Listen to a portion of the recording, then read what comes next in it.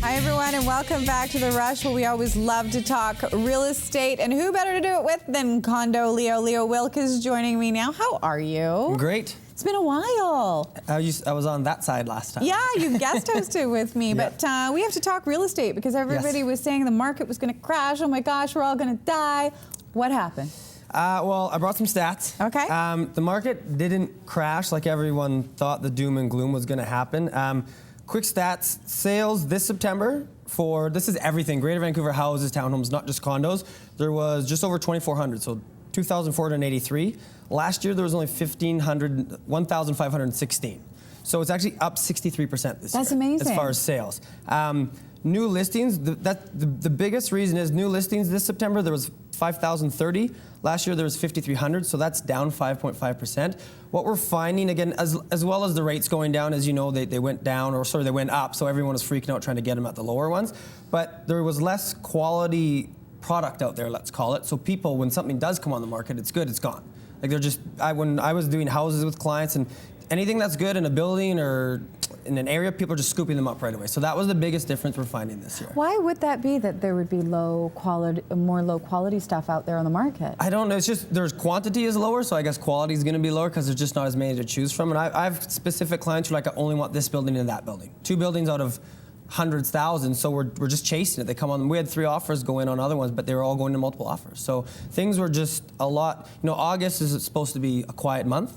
It was my busiest I think I've had in years because it was just the rates. So that people are scared with rates and things were just, people realize the market's not crashing. And are we seeing places, condos specifically, going into multiple offers again? Yes, houses, pretty much every house is going to multiples, but a lot of condos are as well. And again, if it's a good condo in a good building, it'll sell. Sometimes it'll have 2, 3 offers. It all just depends what the magic number is. And we've got, of course, properties that are under $1 million, and Yes. then we have how the other half Yes. lives, over $1 million. How are things looking comparatively? Well, so again, I got some stats here. So the stuff under $1 million, let's say in 2012, there was an average of 153 per month. This year, just up to this date, there's 162 per month. And there was 1,461 sales this year so far. Last year in total, there was 1,842. So the stuff under $1 million, it's average was 45 days last year. The average this year, 45 days. Average list to sale price, 97% last year. It's exactly the same this year. So interesting. It's not, everyone thought it was going to crumble. It didn't. It almost stayed the same. And honestly, if you talk to real estate analysts, that's what they say. They say the market's going to go like this for a while. We've finally hit not a magic number, but an area where at least we can kind of see what's going to happen. And we're not worried the minute we put money down, we're going to lose a ton. And we know that the minute we put money down, we're not going to make a couple $100,000 like it used to happen. So it's remained stable. It hasn't fallen off. But as rates change and things happen out there, it's going to spike and go down a little bit. But nothing too crazy is what they're expecting. And what about the properties that are over $1 million? Over $1 million again this year. Let's say last year, 189 sold over $1 million. This year, 248 sold over $1 million. Oh, sorry, I got that backwards. One more time, take 248 in 2012, 189 so far in 2013. So 63 were over 2 million. Last year, 67 were over 2 million. So again, it's pretty similar. This year, obviously, we had those monster ones that just happened that everyone saw. Last year, the ones that sold over 5 million, the highest was 6.4. This year, we've got one at 5, one at 8, one at 9.7, 15, and 25, and that was the combination one, those 3. We have to talk about the $55 million deal. It went down at the Fairmont Pacific Rim, which is actually just right next door to us at the Shaw Tower here. It's been making headlines everywhere. $55 million, what was sold? So he bought 3 places. He bought the penthouse, which is 2 levels. He got, I think, a sub-penthouse, which is labeled as 4601, and then another sub-penthouse. So total square foot was over 13,000. His strata fee is going to be almost $10K a month. $10,000 a month in strata fees. He's got 10 parking stalls, and the price was over 50 million. So I'm pushing 55 million. I think it's $1 million in property transfer tax or something. Look at that view. Yeah. $55 million, and there's varying reports on this one. I did hear it was a cash deal that went down. You know what? In that market, a lot of my guys in West Van, every deal they do is cash. It's never pending. Do you ever ask any questions? No, hey, we just take the money and run. Shoebox? No, you do have to declare it, and there are things that the real estate industry makes you do. Is this the largest condo deal that's gone down in Canada? I believe so. Maybe even North America, if I was reading the headlines right. Yeah, and again, incredible. He bought 3, so they have to group them as one, but it was all, it's pretty insane for that price. That is insane. And we have your recent sale. Yes. Was it 55 million? No. It was almost, it felt like 55 million to me. That's how I treated it. And this one went over asking really quickly. Exactly. So this was at a building called Electric Ave. They sell fairly well in there. It was 618 square feet. I do give a big testament to the owner there. He spent 3 weeks painting, decluttering. Like, I went in there week 1, and it looked like he was hoarding. And he was kind of laughing. So then they got everything out of it because they were getting it ready. Took it out. It looked great. We had a couple people in after the open house, 2 offers, and it sold for $21,000 over asking. And it really, we priced it exactly where it should be. So that just showed that people were scrambling to get their places. Now, Leo, as a real estate agent, that client doing what they did, decluttering, cleaning up, making it look appealing, how important is that when you're a seller and you want to move what you've got? It's so important. I mean, there's only so much we can do, but if you can actually put in the time, and decluttering is number 1. We talked about it a million times here. He put paint on the walls, which was awesome. It really helped. He got stuff out of his closet. He literally I've never seen a transformation like that before, and the minute it hit the market, it was just really popular. He called me I was in Europe when it sold, actually, and he called me, and he was walking the seawall at midnight because he couldn't believe the price he got, and he couldn't sleep. And he's like, I'm so excited. I said, it was you too. I mean, you did this for me as well. So. And it's funny because you don't have to spend money to declutter. No, paint does cost a little bit, but I mean, that as far as an expense goes, it could make such a huge difference to how much that you actually make selling your home. People see scuffs on the walls, they go, oh, it's kind of beat up. Even though it's not, it's just a couple scuffs. But to fix those things is so important. They will fixate on those little things. You don't need to hire an interior designer. Like, I went in there with a checklist, and we went over things that would help, and I said, I hate to say it, but decluttering's number 1, and that's what he did, and then they threw some paint on him, and his mom just worked away at it, and that was it. His mom. Well, he should be giving that 25G to his mom. Okay, let's get to the favorite part of this segment. It is the bad MLS photos. Yes. Now, we have to explain these photos were actually put on the MLS to sell homes. They are not doctored. Oh my God. So the next couple are of one listing.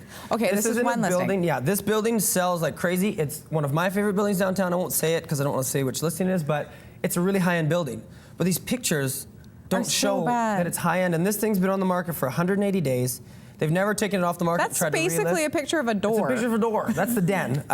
It's priced at $439. It's 530 square feet, but they've never taken it off the market, relisted, lowered the price $5,000, or done anything. Took new pictures. And I'm taking pictures towards the window with the sun. I love the bathroom one where the person's creepily in there. It's just that's not how you market a high-end condo, and it's a low-end high-end condo. Let's call it a lower price than a high-end building.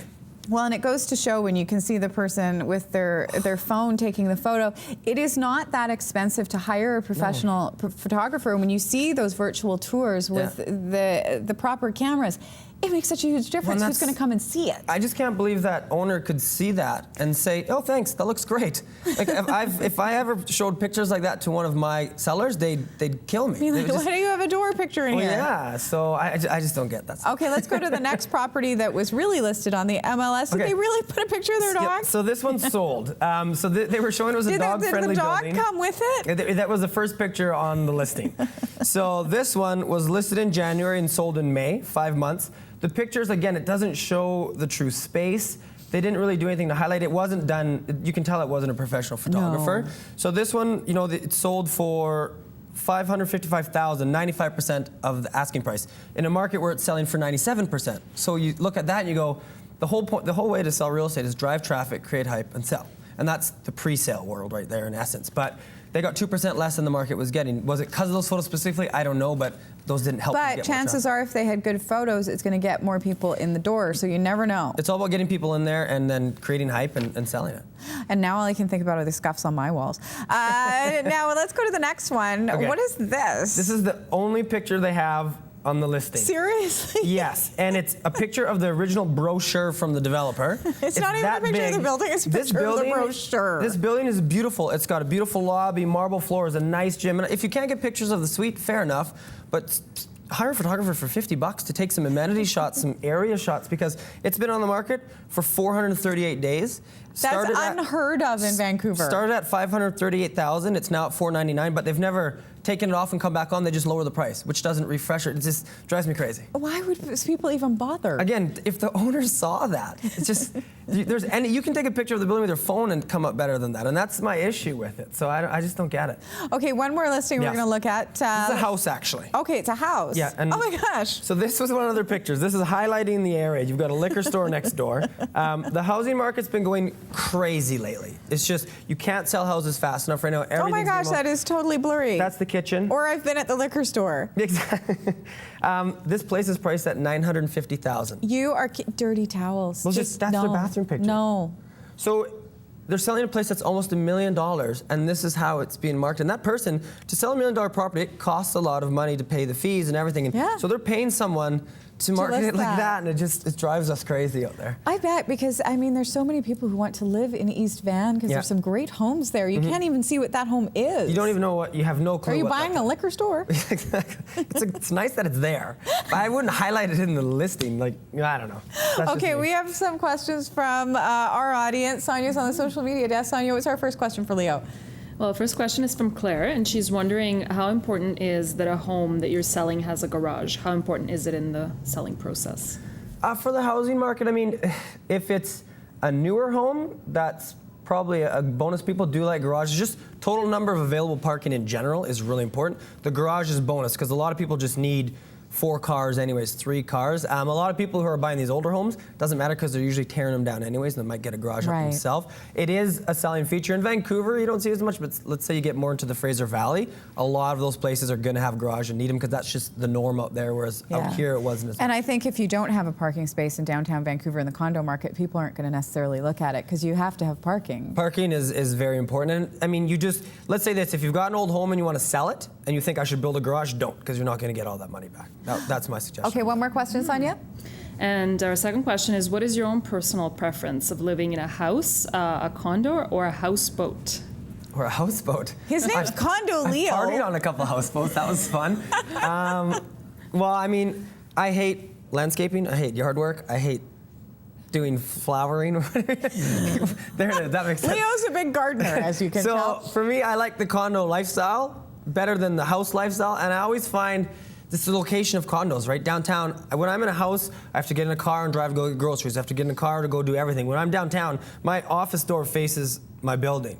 So I literally, not everybody would consider that You've almost hit me on my way to work. I know, I did. I almost So ran it's over. the convenience of condos. I like the lifestyle of a condo. I love the space of a house, and obviously. you like to party on the houseboat. I like to party on the houseboat. I like to live in the condo and visit the house. Live in a house size in a condo. How about that? There we go. I get a lot of noise complaints in my condo, so a house, I don't think I would get those, but...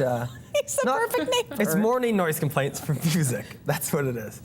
Okay, if you want more information, you can go to Leo's website, is condoleo.ca. We're going to take a quick break and be back with more on The Rush right after this. Stay tuned. You get noise complaints? Morning.